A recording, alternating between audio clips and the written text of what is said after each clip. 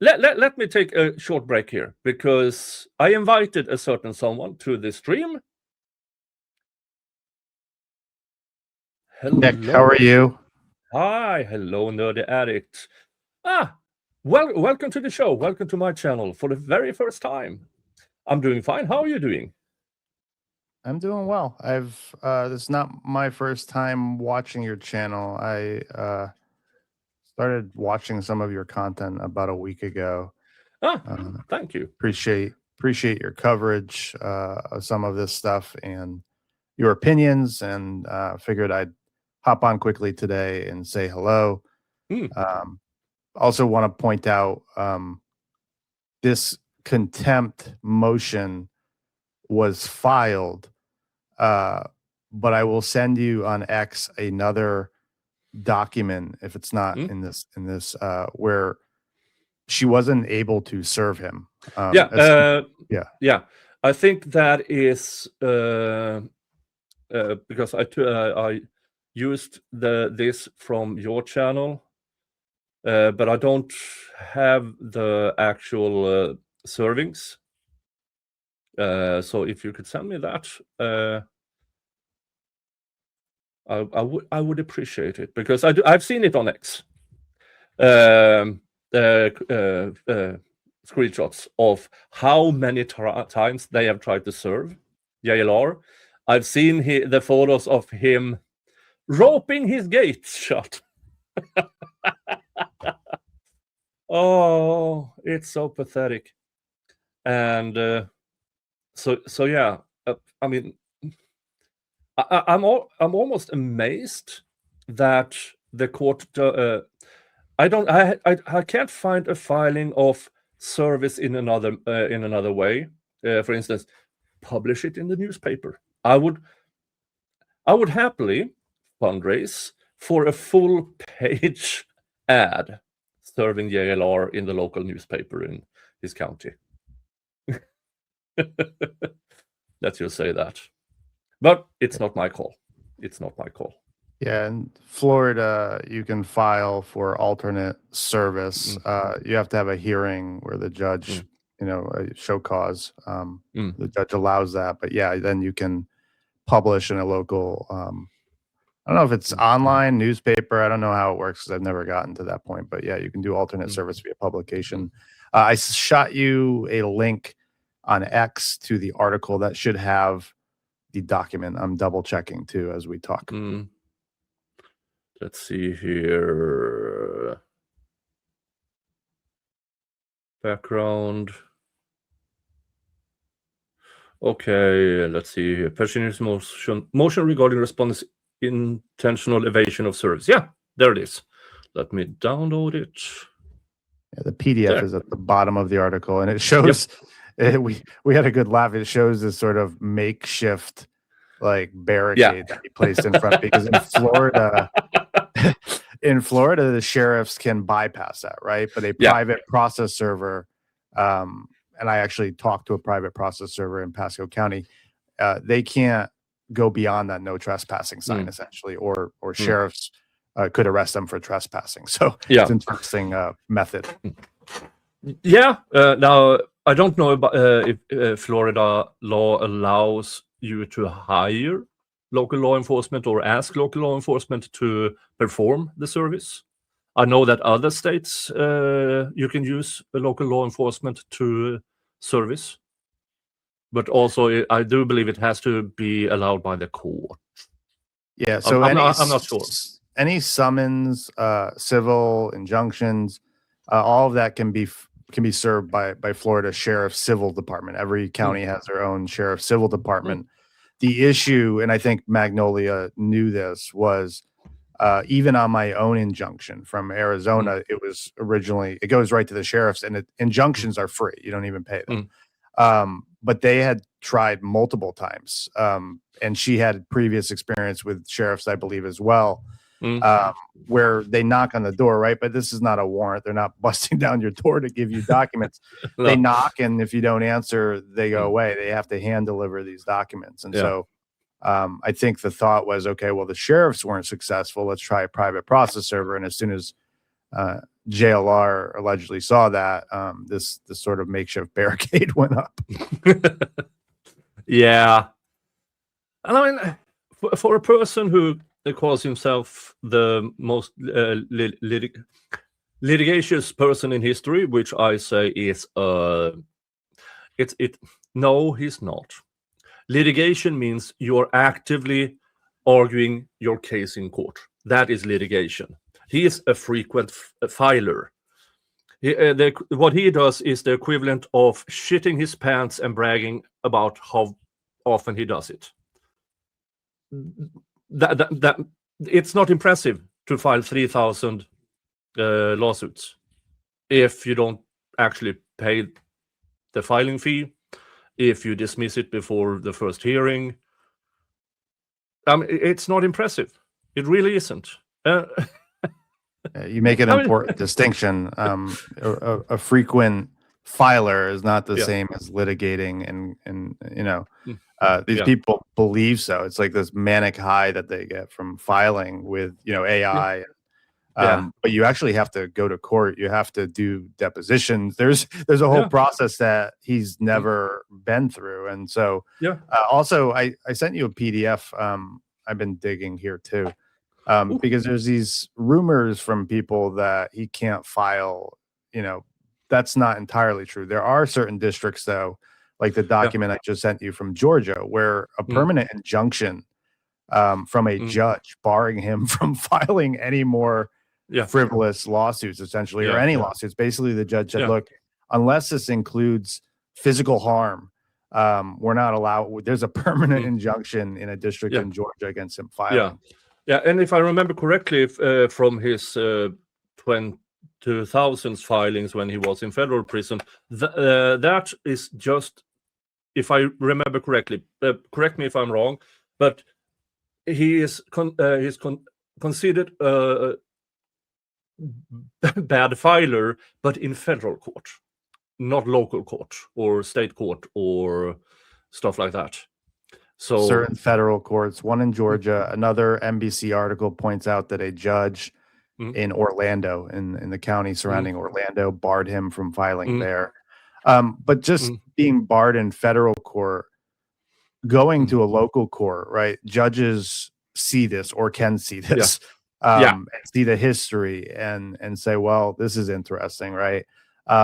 So just because he's not barred from state courts doesn't mean that his history can't be shown to a state court. Yeah. And he's been very, very proud of it. It's very, very public. And so he really can't say, no, you can't take that into consideration. Well, yes. A judge has the authority to take almost anything into consideration. For good and bad reasons. But yeah. How many cases does he have against him now? I'm not sure. Well, you have the Magnolia case S. There's more than one. You have the up in the county. If he, Tucson. In Tucson, he might have. Also, I'm wondering about the airport thing. If you want to talk about that for a bit, because if you behave badly in an airport, usually they keep track of that, because airports are private entities. They can keep tab on you if you do bad things, and that will be shared amongst airports. Yeah, so he's got the battery case in Pasco County, Florida, and then in Pima County, the disorderly conduct that involved myself. I don't know. I presume there's always some type of tracking at airports, right? It's a hub for a lot of things, and so I presume that's there. Also, we heard in that body cam footage for the disorderly, the cop said he also has a non-extraditable warrant. We've all presumed that's out of Washington, right? Everyone can hear that on that body cam. But we don't know, because warrants aren't publicly listed for people, right? Especially in states like Washington. We've queried the district attorney there. We've queried police. We've done FOIAs. They have not indicated or told us there's a warrant, but we certainly heard on that body cam footage, the cops, as they're pulling JLR's information, they clearly state he has a non-extraditable warrant. Yeah, that will definitely be. Now that usually warrants not even after it becomes a case or after it becomes a trial. Warrants rarely becomes part of the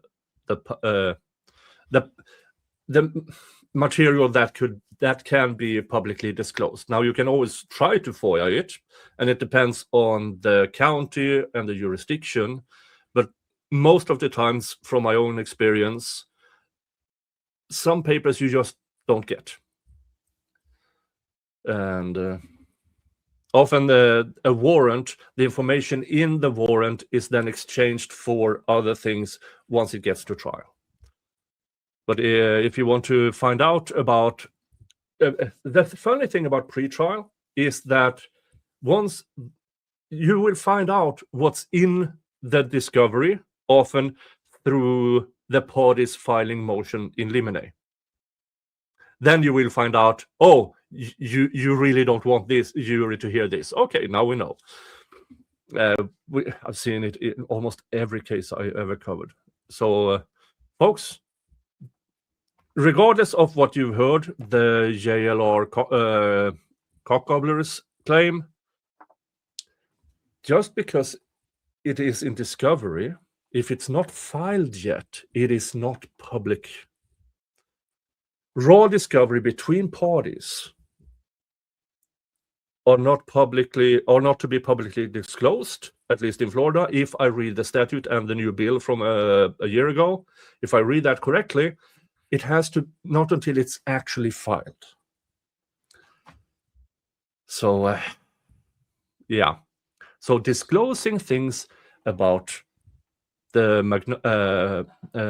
Magnolia and JLR DV case, yeah, it is traceable. It really is, because I don't think Magnolia has any interest in disclosing certain aspects. And still, apparently, it's out there according to some of the, what was it? It's called in this motion, the lawyer called them in, it was said in, oh, hold on. Where was it? Social media users known as lackeys. I haven't seen that word being used in a court filing before. I found it so amusing. Lackeys. Lackeys is the word I normally use when I describe certain people, but I never actually seen it in a court filing before. It was very, very amusing. Your chat, General Genobi says, does anyone think any of these cases will ever stick? I can speak on experience in my own, when I was drinking, court cases. Typically, it doesn't take this long to come to an agreement with the state and defense. And in Arizona, from my case with JLR, after about a month, maybe two, the prosecutor emailed me and said, look, his attorney, JLR's attorney, is looking for such and such, basically a diversionary program. And I said no, right? And here's why. Diversionary programs are for people who want to behave better. I'll just leave it there, right? And when you're going to Las Vegas while you have active disorderly conduct cases, and approaching people, bullying them, throwing the same accusations that you threw at me in an airport, right? You do this, you do X, Y, and Z, and then going in Dolly's face and doing the same. And then in Texas, within a minute of coming in contact with a man, you don't even know this man's last name, and you're accusing him of touching kids. That doesn't imply to me that you are looking for any diversionary program, or that you're willing to behave better, Mm. right? You're actively doing this. And I said that to the prosecutor. So I don't know if these cases will stick, right? That's up to Yeah. the state and the judge. But I know, speaking for myself, I have taken every effort along the way. When the cops asked me at the airport, will you show up as a victim in every court case, every court hearing? I said yes. And I've done just that, and also communicated with the prosecutor. There's now a new prosecutor assigned to this case. I believe in my heart that Magnolia is doing the same for her own case. And so I think as the victims in these cases, we are doing everything in our, in our power, not falsifying stuff, but when stuff is actively happening, when someone knows there's a no contact order and they're contacting my girlfriend's ex-husband's lawyer for a family law case to try to add fuel to the fire, I am communicating that with the prosecutor, because none of that tells me that you're willing to change your behavior. In fact, you're just showing the court and the prosecutor that you're willing to sort of be sneaky about these orders and to escalate things. Yeah. And the escalation thing is very interesting, because that is, if you study his behavior throughout the years and decades, I mean, his first conviction back in the 90s was him started with prank calls, and started as prank calls, and nobody cares. But then it got to the point where the authorities said, now it's over the line, and as they described this as perverted language and ethnic language. So it started with ho ho ho and ended with sadly, I don't have any examples, but if they describe it as ethnic and perverted, you can draw your own conclusions, because it was enough for him to plead out. I believe he had close to 70 counts, but he pled out to 2 of them. And then a few years later, you have the 2003 case where he, as I describe it, stole identities to clean out little old ladies from their life savings. That's an escalation. Then in the 2010s, you have another escalation, in my opinion, when he pretended to be a mass shooter's uncle to harass the parents of murdered children. A couple of years later, he pretended to be an actual murderer, harassing the surviving victim. That, I would say, is escalation. So he has a pattern of behavior of escalating everything for the past, since at least 1997. And I see nothing in his behavior the last few years that tells me he's about to change that. What has changed is in my video or stream, white collar to red collar, because it's not that usual that a white collar criminal goes to red collar criminal, as in the impersonal crimes, which those were, to allegedly personal, which domestic violence is. Now it's, instead of hands off, it's hands on. And there are plenty of examples throughout criminal history about when white collar criminals escalate to red collar criminals. It is because they can't stop escalating. And as you describe it, in your case and other cases, he's always escalating.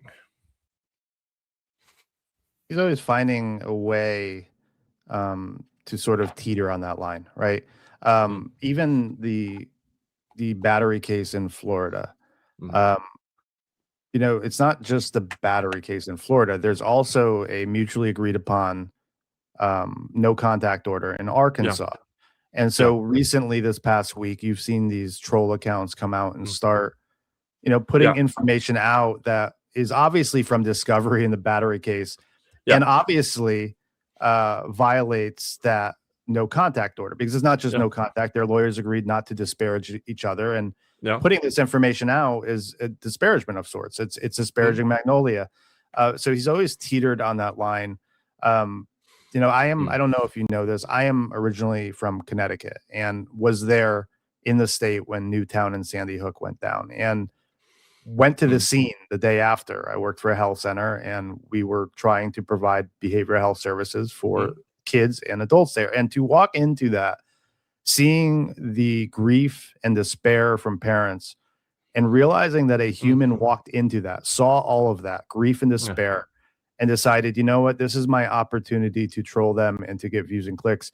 That was my hard line for JLR. I just look, I am a recovering addict, and I do believe people in life deserve second chances. I believe that diversionary programs do work. In fact, they've worked for me, right? I had an opportunity in Connecticut where the judge said, well, your drinking is certainly a problem, and let's get you into a program. And that program started my own recovery.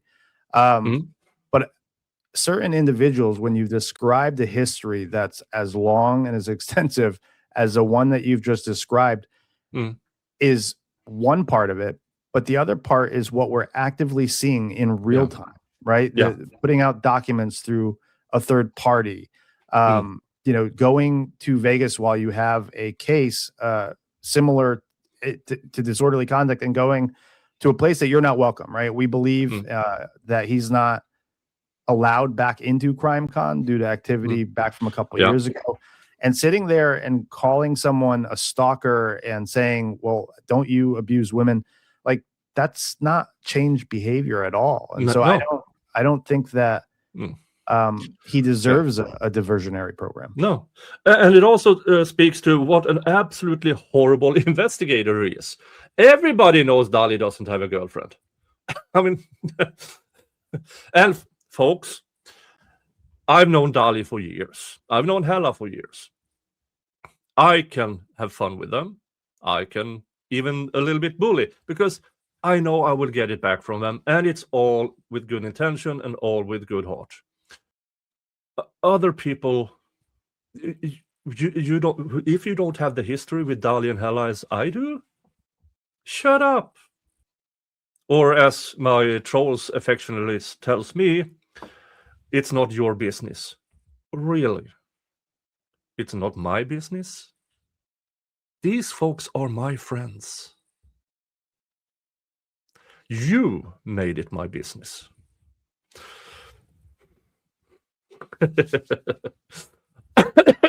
Oh, sorry. Yeah, but Nerdy, I'm very, very happy for you that you are recovering. I know it is a lifelong recovery. For you who don't know, in the audience, hello, I'm Nick. I do labor and employment law over here in Sweden. I have had hundreds of cases of workers who are addicts, who have helped into programs, who have become better, but also some that chooses to not become better. The majority tries to get better, but a handful, no. And I have this story. Now, my stories about people, I always say it has to have happened more than 10 years ago, and it has to have happened more than once. A guy who I've helped to 3 different programs. He concluded them, he got back to work. Sometime later, he's caught drinking again. And then he got a final opportunity where me and the company, the company said, we are done now. We are done now. This guy had another person, because this guy had to, in order to start the forklift, he had to blow in one of these alcohol meters to have it start. He had another person blow for him, and he was caught doing it. But after extensive negotiations, I said, they finally agreed to, one more, but it has to be that place. He has to be, it was a 3-month program where he was only supposed to be there.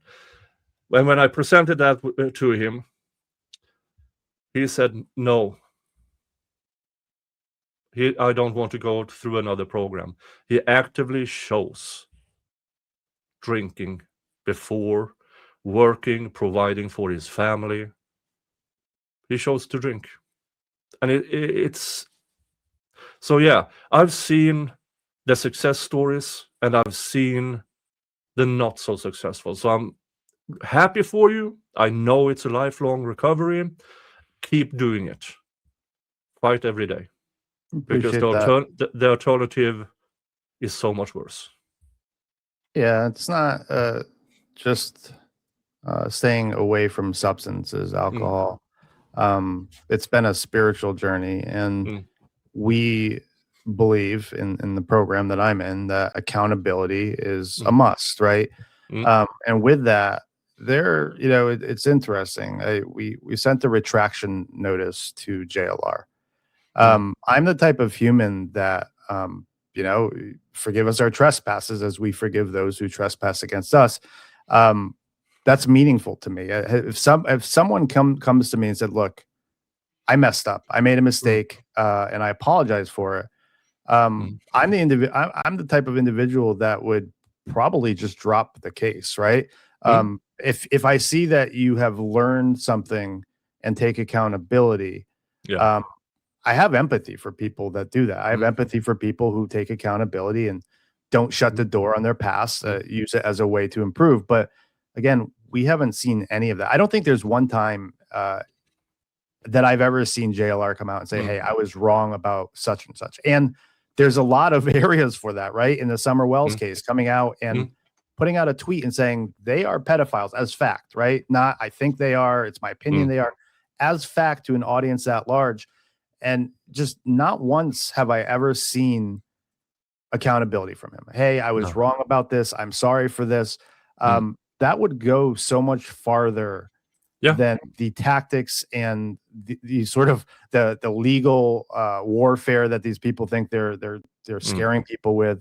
That would just go so much farther. But I don't think he has it in him.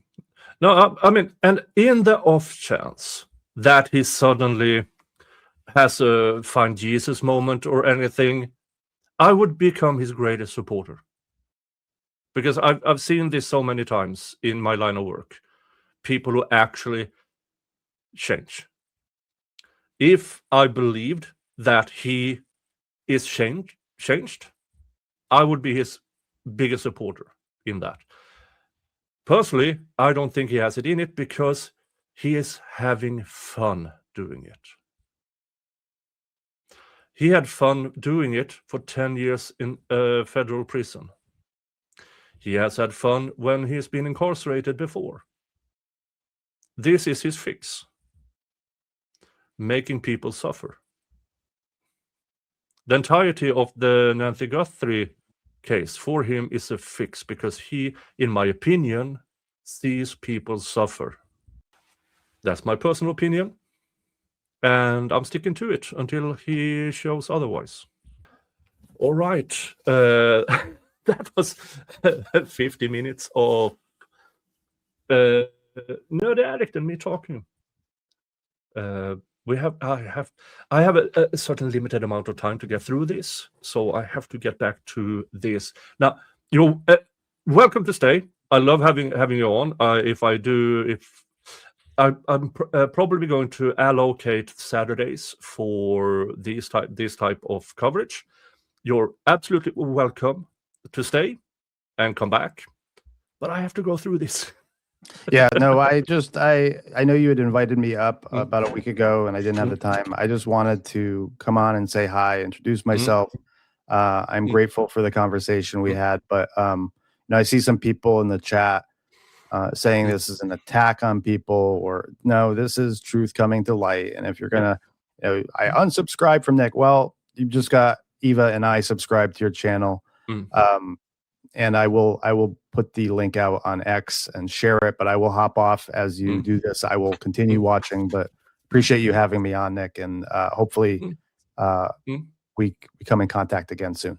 Yeah, I hope so too. And thank you for joining. Thank you so much. Appreciate it. Have a good day. Have a good day. You too.